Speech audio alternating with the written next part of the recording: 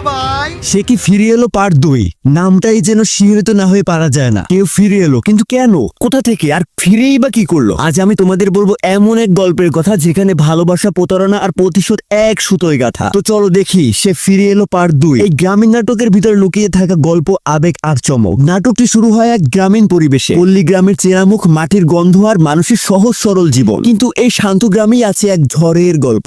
Tony চরিত্রটা প্রথম থেকেই রহস্যময়। তার চোখে আছে এক হারিয়ে যাওয়ার কষ্ট, কিন্তু মুখে হাসি। আর সালমা একদম উল্টা চরিত্র, নরম মিষ্টি কিন্তু ভিতরে লুকানো এক দুঃখ।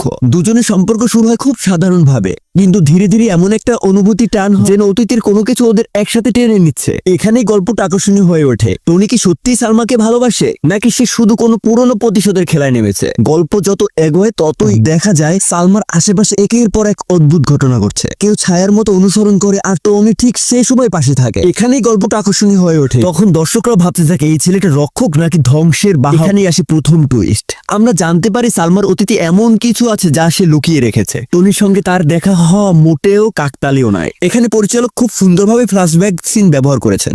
দর্শক বুঝতে পারে পার্ট 1 এর সাথে পার্ট 2 এর সাথে সংযোগ আসলে অনেক গভীর। যেন প্রতিশোধের আগুনে কেউ ফিরে এসেছে, কিন্তু কেন, সেই উত্তর এখনো অধারা। নাটকের মাঝামাঝি অংশে গ্রামের চরিত্রগুলো দারুণভাবে ফুটে উঠেছে।